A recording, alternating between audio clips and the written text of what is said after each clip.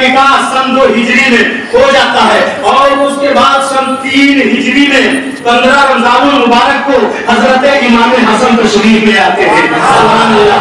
حضرت امام حسن کی ولادت ہو جاتی ہے. میرے مصطفیٰ کو بلایا گیا, میرے آقا نے ہاتھوں میں لیا, لینے کے بعد دیکھ رہے ہیں حضرت امام حسن بالکل ہو بہو میرے مصطفیٰ کی طرح ہے, بالکل ہو بہو آقا کی تصویر ہے. جب آقا نے اپنے ہاتھ میں لیا ہے تو گویا آقا کو اپنا بچپنا یاد آ گیا, اپنا بچپنا یاد آ گیا. ہو بہو تصویر میرے مصطفیٰ کی حضرت امام حسن کی تھی اور حضرت امام حسین بھی میرے آقا کے جو ہے ہم شبیہ تھے.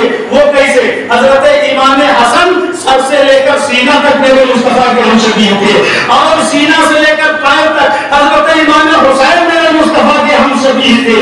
اس لیے سرکار اعلیٰ حضرت فرماتے ہیں کہ ایک سینہ تک مشابہ, ایک سینہ تک مشابہ, ایک وہاں سے پاؤں تک حسن سے بتائیں کے جاموں میں ہے نیمان کا, حسن سے بتائیں کے جاموں میں ہے نیمان نور کا.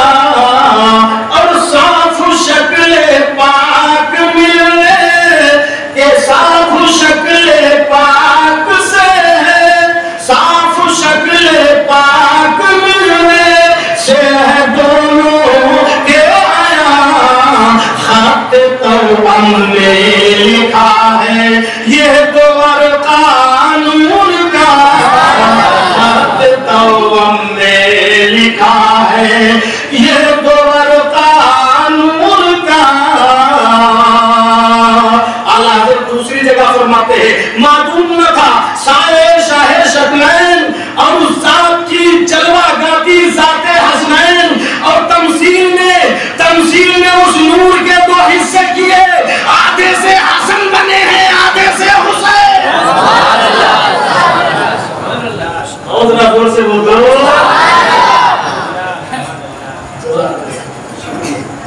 آدھے سے حسن بنے آدھے سے حسین. اللہ اکبر. حضرت امام حسن کے لیے میرے آقا فرماتے ہیں علی تم نے نام رکھا, عرض کی علی کی ہمت کہ نواسے رسول کا نام علی رکھے. مصطفیٰ جانے رحمت ہی اپنے نواسوں کا نام رکھیں گے. میرے آقا نے فرمایا اے علی تم نے اگر نہیں رکھا ہے تو میں بھی نہیں رکھوں گا, تم نے اگر نام نہیں رکھا ہے تو میں بھی نہیں رکھوں گا.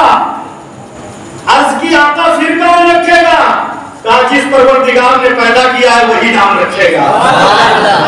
اتنا زبان مقدس سے کلمات ادا ہوئے, حضرت جبریل امین حاضر بارگاہ رسالت ہوئے.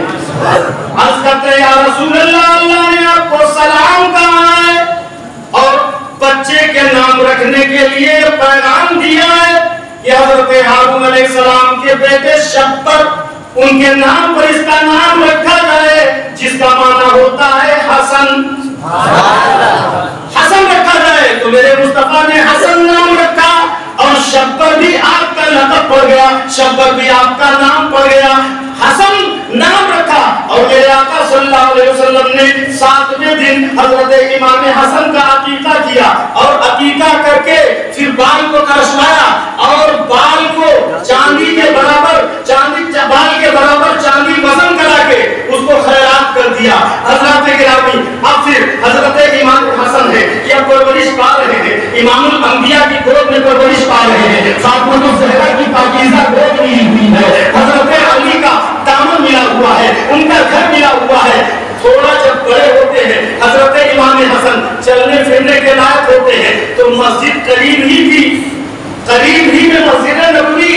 میرے آقا مسجد نبوی میں نماز پڑھتے تھے پڑھاتے تھے تو حضرت امام حسن مسجد میں دوڑتے ہوئے ننھے پاؤں سے چلے جاتے تھے اور مسجد میں جا کر میرے آقا کے بازو میں بیٹھ جاتے. آقا اگر خطبہ فرماتے حضرت امام حسن بیٹھے ہوتے تو کبھی میرے آقا صحابہ کو دیکھتے تو کبھی حسن کو دیکھتے. اس طرح سے میرے آقا جب نماز پڑھنے کھڑے ہوتے تو جب حضرت امام حسن آ جاتے اور پیر میں لپٹ جاتے تو میرے آقا پیر کو پھیلا دیتے تو دونوں پیر کے بیچ سے حضرت امام حسن ادھر سے ادھر آیا جایا کرتے.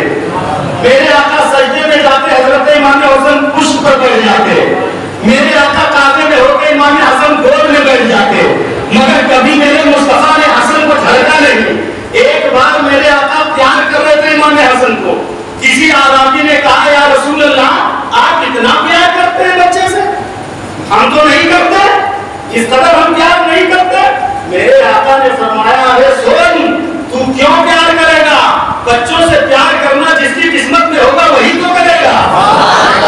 تو میرے آقا صلی اللہ علیہ وسلم نے ہمارا آپ کو ذہن دے دیا کہ بچوں سے پیار کرنا میرے مصطفیٰ کا طریقہ ہے، میرے آقا کی سنت ہے۔ تو حضرت گرامی اب حضرت امام حسن بڑھتے ہوئے جا رہے ہیں، یہاں تک کہ حضرت امام حسن کی عمر جب 7.5 برس کی ہوتی ہے تو میرے آقا وصال فرما جاتے ہیں، اور جب میرے آقا کا وصال ہو جاتا ہے تو اس وقت 7.5 سال کی عمر تھی، مگر تقریباً 25 حدیثیں حضرت امام حسن کو زبانی یاد۔ 7.5 سال کی عمر، اتنی چھوٹی عمر، حدیثیں یاد کر لینا بہت بڑے کمال کی بات ہے۔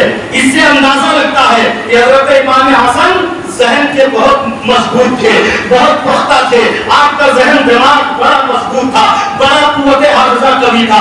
حضرت امام حسن ہے آپ پرورش پا رہے ہیں، یہاں تک کہ حضرت امام حسن کی عمر بڑھتی ہوئی جا رہی ہے، عمر بڑھتی ہوئی جا رہی ہے۔ آپ کی صحابت بھی بے مثال ہے، آپ کی کرامت بھی بے مثال ہے۔ آپ نے اللہ کی راہ میں 3 بار اپنے مال کو آدھا آدھا کر کے اللہ کی راہ میں خیرات کر دیا ہے، یعنی جتنا مال آپ کے گھر میں ہوتا تھا پورے کا آدھا کر کے آدھا اللہ کے نام پہ خیرات کر دیا کرتے تھے، آدھا بچا لیا کرتے تھے۔ ایک بار آپ نے اپنے گھر کا پورا مال اللہ کی راہ میں خیرات کر دیا، اور ایک بار کوئی مانگنے والا آیا تو اسے آپ نے 1 لاکھ درہم عطا فرما دیا۔ مانگنے والے کو ہم اور آپ میں کوئی مانگنے والا آتا ہے 10 روپے سے کام چلا لیتے ہیں، 20 روپے سے کام چلا لیتے ہیں، اور چلو ٹھیک ہے آج کل کا دور بھی وہی ہے، پتہ نہیں کیسے کیسے مانگنے کے لیے لوگ آ جاتے ہیں، کوئی پتہ ہی نہیں، بہت سے لوگوں کا تو پیسے ہی ہو گیا چلو مانگو کھاؤ، تو 10-20 میں کام نکال دیا تو صحیح ہے، مگر اگر کوئی حاجت مند ہے اس کا پتہ چل جائے کہ اس کی حاجت ہے تو 10-20 روپیہ 1500 میں نہ برقرار کیجیے، بلکہ اگر حیثیت ہے تو اس کی بھرپور مدد کیا کیجیے، تاکہ حضرت امام حسنین کریمین کی سنت ادا ہو جایا کرے۔ کل قیامت کے دن وہ ہماری شفاعت فرما کے جنت میں لے جانے والے ہیں۔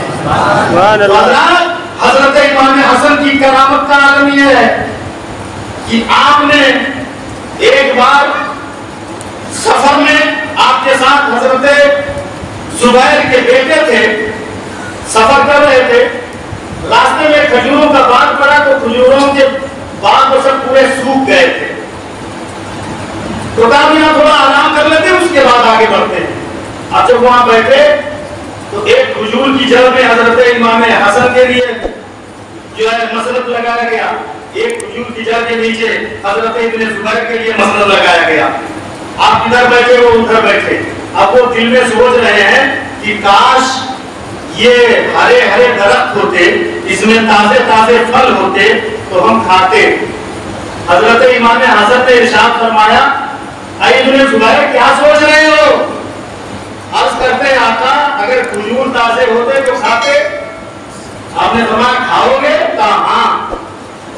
تو میرے آقا کے نواسے حضرت امام حسن مجتبیٰ نے اپنے دونوں ہاتھ اٹھا دیے، سبحان اللہ، کچھ لب ہلائے کچھ کہا۔ مورخین بتاتے ہیں، شاہدین بتاتے ہیں کہ دیکھتے دیکھتے ایک درخت ہرا بھرا ہو گیا اور اس کے اوپر تازے تازے کھجور لگ گئے۔ ایک شتربان نے کہا کہ یہ تو جادو ہے۔ حضرت امام حسن نے فرمایا جادو نہیں ہے بلکہ نواسے رسول اللہ کی زبان کی اثر ہے، اس لیے یہ پھل آ گئے ہیں، جادو نہیں، خدا کی قدرت سے آیا ہے۔ تو یہ کرامت ہے حضرت امام حسن رضی اللہ تعالیٰ عنہ کی۔ آپ نے اپنی زندگی میں پیدل 25 حج کیے ہیں، سبحان اللہ، 25 سفر کیا ہے حج کا پیدل، جبکہ اچھے اچھے اونٹ ہوتے تھے آپ کے پاس، سواریاں ہوتی تھی، لوگ عرض کرتے حضور پیدل کیوں مشقت اٹھاتے ہیں جبکہ سواریاں آپ کے پاس ہیں؟ حضرت امام حسن فرماتے اللہ کے پاکیزہ گھر میں ہم سواری پر سوار ہو کے جائیں یہ مجھے گوارا نہیں کرتا، میں اپنے قدموں سے چل کر جاؤں تاکہ اللہ کی بارگاہ میں پہنچوں تو اللہ تبارک و تعالی ہمارا جانا قبول فرما لے۔ اس طرح سے 25 حج آپ نے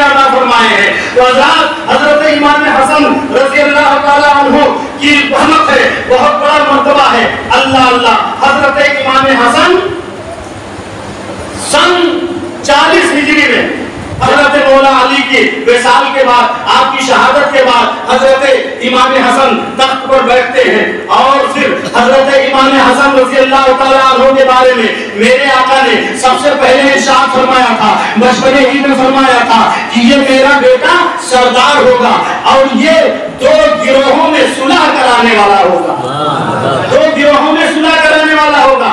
اب جب حضرت مولا علی کی شہادت ہوئی تو ادھر حضرت امیر معاویہ جو ملک شام کے حاکم تھے، کیونکہ 20 سال آپ بحیثیت حاکم رہے ہیں، تو جب حضرت علی کی شہادت ہو گئی تو حضرت امیر معاویہ نے اپنی خلافت کا اعلان کر دیا۔ اب اہل عراق، اہل شام نے حضرت امیر معاویہ کے ہاتھوں پر بیعت کر لیا، اہل شام نے حضرت امیر معاویہ کو اپنا خلیفہ مان لیا۔ اب اس میں 2 گروپ یہی سے ہو گئے، ایک تو اہل عرب اور حجاز اور دوسرا اہل شام، یہ 2 گروپ ہو گئے۔ ادھر حضرت مولا علی کرم اللہ تعالیٰ وجہہ الکریم کے ہاتھوں پر بیعت کیے لوگ، ان کو اپنا خلیفہ بنائے، ادھر ملک شام نے حضرت امیر معاویہ کو لوگ اپنا خلیفہ بنائے، یہاں تک کہ جب حضرت مولا علی کی شہادت ہو گئی تو حضرت امام حسن کے ہاتھوں پر کوفہ کے 40,000 لوگوں نے بیعت کر لیا، اپنا خلیفہ مان لیا۔ آپ نے صرف 6 ماہ تک خلافت کے امور انجام دیے اور اس کے بعد حضرت امیر معاویہ شام سے عراق آئے، کوفہ پہنچے، حضرت امام حسن سے ملاقات کی، اور جب ملاقات ہوئی تو حضرت امام حسن نے 3 شرائط پر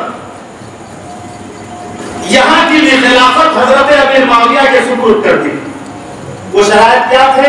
وہ شرائط یہ تھی کہ امیر معاویہ کے انتقال کے بعد پھر خلیفہ امام حسن ہوں گے، اور حضرت مولا علی کی شہادت کے تعلق سے حجاز و عراق کے لوگوں سے کوئی مواخذہ نہیں کیا جائے گا، اور تیسری شرط یہ تھی کہ جو امام حسن کے ذمے دیون ہے، جو قرض ہے، وہ امیر معاویہ ادا کریں گے۔ تو تینوں شرائط حضرت امیر معاویہ نے قبول کر لیا۔ حضرات اب یہاں ذرا حضرت امیر معاویہ کے فضائل بھی تھوڑے سے وقت میں بیان کر دینا مناسب سمجھتا ہوں۔ حضرت امیر معاویہ کے بارے میں لوگ طرح طرح کی زبان درازی کرتے ہیں۔ حضرت امیر معاویہ کی بڑی عظیم شان ہے، بولو سبحان اللہ۔ سب سے بڑی عظیم شان یہ ہے کہ وہ صحابی رسول ہیں، اور یہی نہیں بلکہ میرے آقا کے سالے ہیں، اور یہی نہیں بلکہ کاتب وحی بھی ہیں۔ جو حضرت جبریل امین قرآن کی آیتیں لے کر آتے تھے، حضرت امیر معاویہ اس کو لکھا کرتے تھے۔ حضرت امیر معاویہ کا جب انتقال ہونے کا وقت قریب آیا تو لوگوں سے کہا، اے لوگوں، میں بڑا گناہگار ہوں، بڑا سیاہکار ہوں، بڑا خطا کار ہوں، میں جب انتقال کر جاؤں مجھے غسل دینا، اور مجھے جب کفن دینا تو میرے اعضائے سجدہ پر میرے آقا کے تبرکات رکھ دینا۔ وہ تبرکات کیا تھے؟ میرے آقا کے کٹے ہوئے تراشے ہوئے ناخن تھے اور سر کے مقدس بال تھے۔ کہا یہ میرے اعضائے سجدے پہ رکھ دینا، پیشانی پر رکھ دینا، ناک پہ رکھ دینا، سینے پہ رکھ دینا، ہاتھ پہ رکھ دینا۔ لوگوں نے کہا حضور کیوں ایسا کیوں کہہ رہے ہیں؟ ارشاد فرماتے ہیں اس لیے کہ ہم بڑے بدعمال ہیں، ہمارے پاس کوئی اچھے اعمال نہیں ہے۔ جب ہم قبر میں جائیں گے رب تبارک و تعالیٰ پوچھے گا، اے امیر معاویہ یہ بتا دنیا سے کیا لایا؟ تو ہم کہہ دیں گے اے مولا ہمارے پاس عبادت اور ریاست تو کچھ بھی نہیں ہے، ہمارے پاس بس صرف تیرے محبوب کے تبرکات ہیں، ان تبرکات کے صدقے میں تو ہماری بخشش و مغفرت فرما دے۔ حضرات اب اندازہ لگ گیا کہ حضرت امیر معاویہ عاشق رسول بھی تھے، کاتب وحی بھی تھے، میرے آقا کے سالے بھی تھے، صحابی رسول بھی تھے۔ حضرت امیر معاویہ کی شان میں اگر کوئی گستاخی کرتا ہے، اگر کوئی تبرہ کرتا ہے، اگر کوئی جو ہے الٹی سیدھی باتیں کرتا ہے تو سمجھ لو وہ گمراہ ہے، وہ راستے سے بھٹکا ہوا ہے، وہ راستے سے ہٹا ہوا ہے۔ امیر معاویہ رضی اللہ تعالیٰ عنہ کی عزت و عظمت اسی طرح سے ہم کو کرنی چاہیے جیسے ہم مولا علی کی عزت و عظمت کرتے ہیں، جیسے ہم ان کی تعظیم کرتے کرتے ہیں ویسے ہمیں مولانا علی کی طرح حضرت ابی معاویہ کی بھی تعظیم کرنا ہے، ان کا نام ادب سے لینا ہے کہ اسی میں ہماری نجات ہے۔ تو حضرت گرامی، حضرت ابی معاویہ اب خلافت کے تخت پر بیٹھ گئے۔ حضرت امام حسن رضی اللہ تعالیٰ عنہ سن 49 ہجری میں آپ کو لوگوں نے زہر دیا۔ ایک دن رات میں خواب دیکھا کہ میری پیشانی پہ لکھا ہے قل هو اللہ احد۔ جب اس کو لوگوں سے بتایا کہ میری پیشانی پہ لکھا ہے قل هو اللہ احد تو لوگوں نے کہا بڑا اچھا خواب ہے، بڑا بہتر خواب ہے۔ مگر سعید بن المسیب نے جب یہ سنا تو انہوں نے کہا یہ خواب تو بہت اچھا ہے مگر یہ خواب کی تعبیر یہ ہے کہ اب چند دن کے آپ مہمان ہیں دنیا میں۔ بس اسی کے بعد کسی نے شہر میں ملا کر آپ کو زہر دیا، اور جب زہر دیا تو زہر ایسا اثر کیا کہ آپ کے جو ہے لگا کہ پورے جسم میں، پورے جو ہے پیٹ میں جو ہے آپ کے آگ کی طرح پھیل گئی، زہر اثر کرتی ہوئی چلی گئی، آپ پہ آگ ماہی کی طرح تڑپنے لگے جیسے بغیر پانی کے مچھلی تڑپا کرتی ہے۔ یہاں تک کہ بات کسی طرح سے کاٹی، صبح اپنے نانا کے روزے پر حاضر ہوئے، دعا کی، رب نے انہیں شفا عطا فرما دی۔ اب تو بول دو زور سے، رب نے شفا عطا فرما دی۔ پھر چند دنوں کے بعد پھر کسی نے کھجور میں ملا کر زہر دیا، پھر آپ رات بھر تڑپتے رہے، صبح دربار نبوی میں حاضر ہوئے، دعا کی، رب نے اپنے محبوب کے طفیل پھر ان کو شفا عطا فرما دی۔ اسی طرح سے 5 بار ظالموں نے زہر دیا ہے۔ 6 بار حضرت امام حسن کو زہر دیا ہے، آپ کی سراہی میں ہیرے کی کنی پیس کر ڈال دی، اور جیسے ہی وہ پانی آپ نے پیا ہے تو آپ کے آنکھوں کے ٹکڑے کرتے ہوئے وہ ہیرے کی کنی اندر جاتی ہے۔ اس طرح سے لگا کہ جیسے گلے سے لے کر ناک تک سب پورے اندر پیٹ میں جو ہے آنکھیں پھٹ گئی۔ یہی نہیں بلکہ حقیقت یہی تھی کہ آپ کو دست آنا شروع ہو گئے اور دست میں انتڑیوں کے ٹکڑے کٹ کٹ کر گرنا شروع ہو گئے۔ حضرت امام حسین حاضر ہوئے، عرض کی بھائی جان کس ظالم نے آپ کو زہر دیا ہے، آپ ذرا بتائیے مجھے۔ آپ نے فرمایا اگر میں بتا دوں تو کیا تم اسے قتل کرو گے؟ تو کہا ہاں خدا کی قسم اسے جینے کا حق نہیں ہے، میں اسے قتل کروں گا۔ تو حضرت امام حسن نے ارشاد فرمایا کہ جس کے بارے میں میرا گمان ہے، میں نے دیکھا تو نہیں ہے، جس کے بارے میں میرا گمان ہے، اگر وہ حقیقت میں زہر دینے والا ہے تو تم کیا کرو گے بدلہ لے کر؟ وہ منتقم میں حقیقی سب سے بڑا بدلہ لینے والا ہے، وہی بدلہ لے گا۔ اور اگر جس کے بارے میں میرا گمان ہے اگر وہ میرا قاتل نہیں ہے تم اسے قتل کر دو گے تو قیامت میں اس کا مواخذہ کون دے گا، اس کا جواب کون دے گا؟ حضرات دیکھو مرض میں مبتلا ہے، زہر اپنا اثر کیے ہیں، تڑپ رہے ہیں بے آگ ماہی کی طرح، بن پانی کے مچھلی کی طرح، مگر دیکھو عدل و انصاف کا دامن کیسا ہاتھ میں لیے ہوئے ہیں کہ ہم نے دیکھا نہیں ہے، ہمارا گمان ہے، ہم کیسے کہہ دیں؟ اگر وہ اس کو تم قتل کر دو گے، اگر وہ نہیں ہے مجرم تو کل قیامت کے دن اس کا جواب کون دے گا؟ اس کا میں جواب نہیں دے سکتا، لہذا وہی بدلہ لینے والا ہے۔ یہاں تک کہ حضرت امام حسن کی روح قبض منصری سے پرواز کر جاتی ہے، انا للہ و انا الیہ راجعون۔ آپ کو پھر جو ہے دفنانے کے بعد پھر آپ فارغ ہوتے ہیں حضرت امام حسین، پھر اس کے بعد پتہ لگانا شروع کرتے ہیں کس نے زہر دیا ہے، پتہ نہیں چل پاتا ہے، بڑی تحقیق کرتے ہیں، تحقیق نہیں ہو پاتی ہے۔ آخر وقت تک حضرت امام حسین کربلا چلے گئے، وہاں شہید ہو گئے، مگر یہ تحقیق نہیں ہو پایا کہ کس نے زہر دیا ہے۔ آج کے ملا دیکھو تحقیق کر رہے ہیں، آج کے کون ملا؟ وہ رافضی ملا تحقیق کر رہے ہیں کہ دیکھو حضرت امام حسن کو زہر دینے والی ان کی بیوی تھی، اور نام بھی بتا رہے ہیں، معاذ اللہ رب العالمین۔ حضرات اگر ان کی بیوی زہر دینے والی ہوتی تو آج جب پتہ چل گیا تو کیا اس وقت پتہ نہیں چلتا؟ اور جب اس وقت پتہ نہیں چل پایا تو آج کیسے پتہ چل گیا ہے؟ اس وقت جیسا پتہ چل سکتا تھا آج پتہ نہیں چل سکتا ہے۔ تو حضرات حضرت امام حسین رضی اللہ تعالیٰ عنہ نے جب کسی سے کوئی مواخذہ نہیں کیا، کسی کے اوپر یہ جرم عائد نہیں کیا، تو آج کون ہے جو حضرت امام حسن کی بیوی پر یہ جرم عائد کرے؟ جبکہ حضرت امام حسن نے اپنی زندگی میں تقریباً 100 کے قریب نکاح کیے تھے۔ کتنے؟ 100 کے قریب نکاح کیے تھے۔ حضرت مولا علی نے کوفہ کے منبر پر کھڑے ہو کر کے اعلان کیا ہے، کوفہ والو تم جانتے ہو کہ حسن کی عادت ہے نکاح کر کے کسی کو 2 دن بعد طلاق دے دیتے، کسی کو 4 دن بعد، کسی کو 10 دن بعد. تم کیوں اپنے بیٹیوں کا نکاح کرتے ہو حسن کے ساتھ؟ مت کرو. تو ایک شخص کھڑا ہوا جو اس قبیلے کا سردار تھا، کہا اے مولا علی، ہم حضرت امام حسن کے نکاح میں اپنی بیٹیوں کو دیں گے، چاہے وہ 2 دن میں طلاق دے دے چاہے 1 دن میں طلاق دے دے. کیوں ایسا کیوں کرتے ہو؟ تو کہا ایسا اس لیے کرتے ہیں کہ جب حسن کے نکاح میں اپنی بیٹی دیتے ہیں تو میری بیٹی حسن کی بیوی بنتی ہے، فاطمہ الزہرا کی بہو بنتی ہے، اور میں بھی حضرت امام حسن کا خسر بن جاتا ہوں. کل قیامت کے دن یہ رشتہ داری ہمارے کام آئے گی، کیونکہ مصطفیٰ نے فرمایا ہے کہ سب کے رشتے منقطع ہو جائیں گے، ہمارا رشتہ منقطع نہیں ہوگا.